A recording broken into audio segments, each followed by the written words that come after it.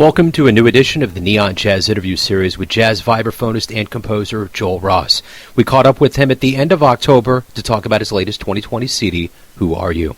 Along with his twin brother, he started to play drums at the age of 3. At the age of 10, he switched to playing the xylophone in the school band. In high school, he learned percussion, vibraphone, and piano. That led to a very storied career playing with the likes of Herbie Hancock, Wynton Marsalis, McBride, and he's just starting. He's got a great story. Enjoy. How are you holding up in this very surreal 2020 show we're all living through? I'm good. I've been saying, we all could complain, but I'm doing all right. I'm not complaining. All right, I'm holding on to it. Well, and I think everybody should be doing a little bit better. I think there's a special place for all of you cats that are releasing material during the pandemic. I think it's really, I mean, I think, as a guy in radio, getting CDs in the mail is huge.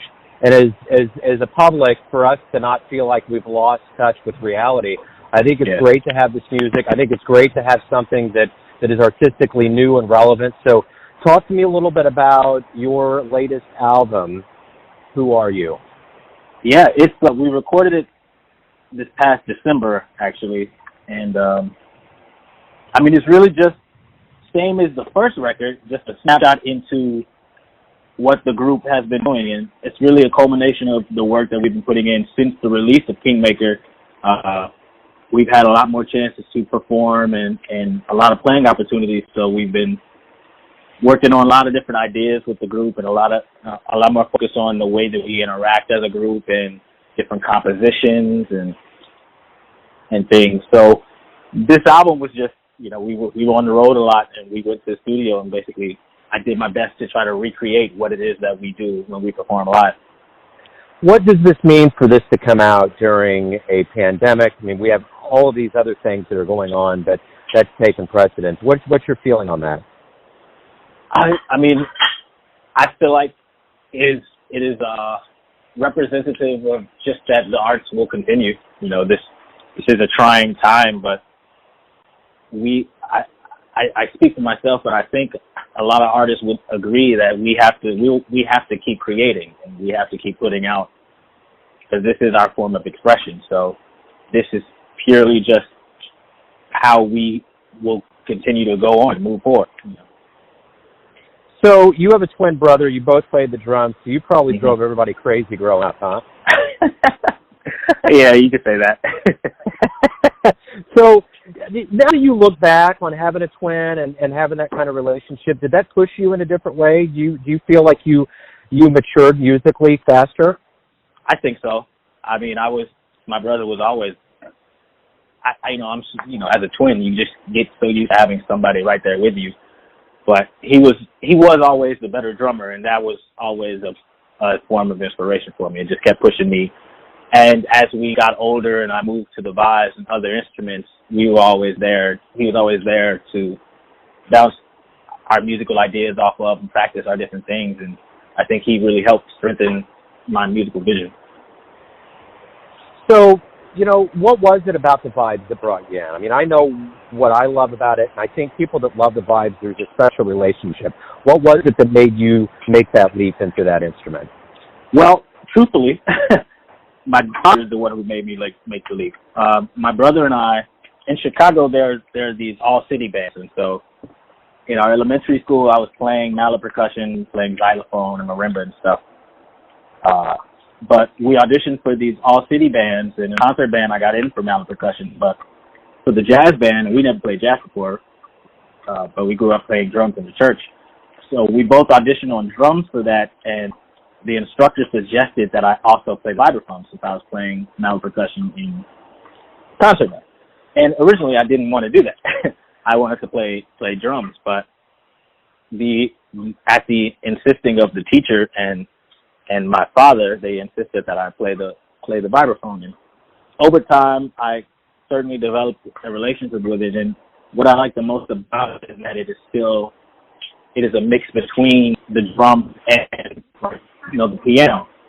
I think the best part about it, because piano is truly my favorite instrument, and the drums. So the vibraphone is I believe, the perfect mix between the two.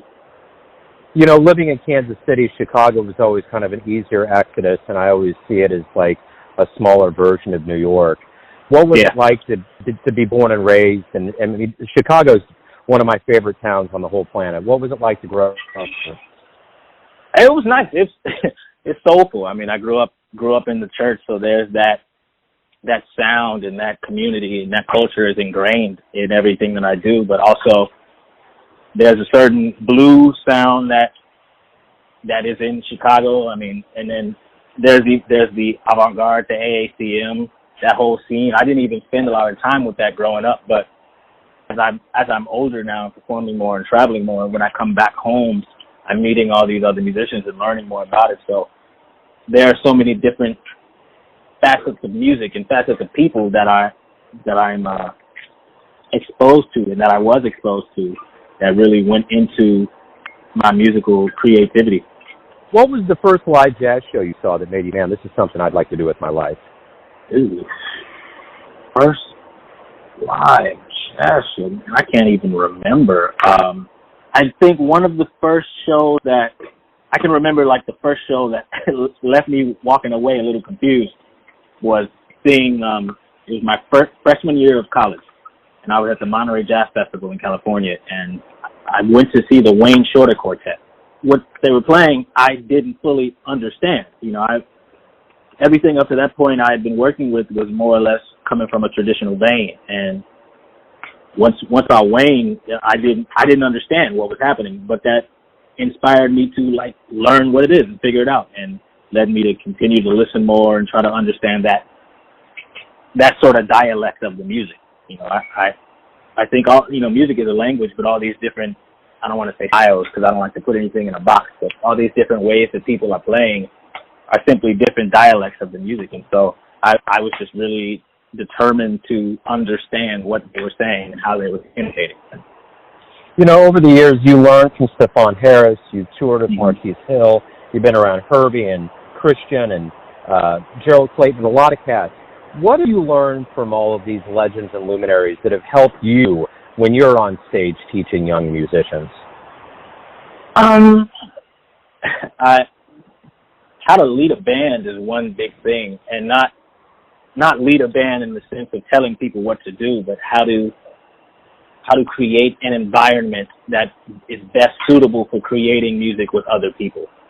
So, I mean, a lot of different things go on. The way that you communicate, the way that you, I guess it comes down to communication, the way that you communicate ideas with people that you're playing with. They all have their different ways of doing that, and every part of that really affected me and the way to think about communication, which is basically a huge part of what I think about when performing with my group now. It's the way to communicate with each other and with the audience and through the music.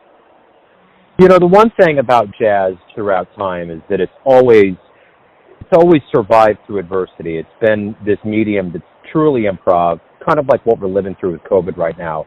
And every time it comes out, it gets stronger. You know, John Coltrane and Miles Davis and all those cats were really creating some amazing things that weren't built on capitalistic desires. They were very tense, post-war, racial-motivated things that were going on in this country. When I look at what we're going through in the country right now and how that has to affect the artists, how much stronger, what kind of strength do you think the world of jazz is going to get from this time period? I mean, the arts always thrive after a sort of turbulent period. So I think it's going to be another artistic renaissance for sure. I think a lot of artists are being inspired by the events, whether positively or negatively.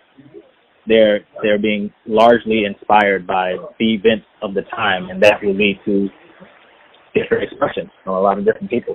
So every day you wake up as a musician, what's the greatest thing about being a musician? What do you look forward to the most? I don't even think of it as being a musician anymore. It's, it's being an artist, but it's a part of my life. So I don't separate it from my life. It just is what it is. And so everything that happens in my life can lead to some sort of inspiration to inspire something creative.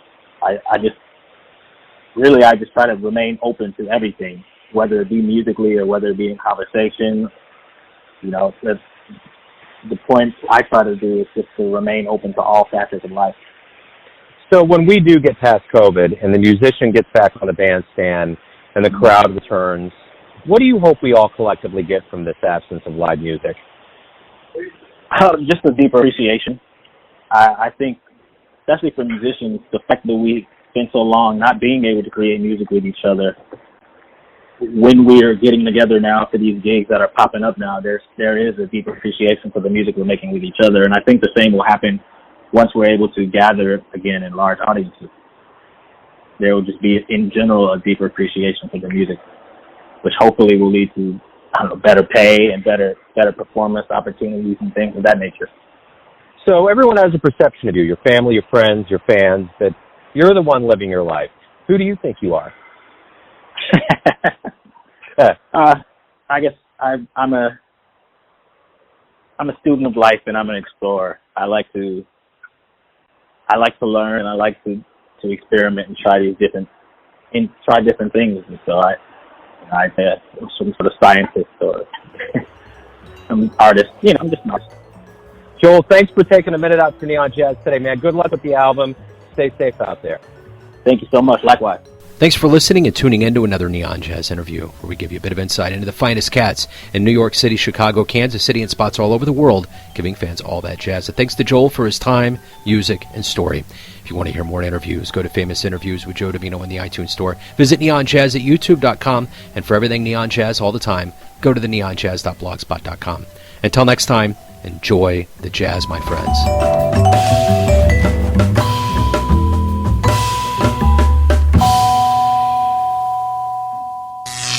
Neon Jazz.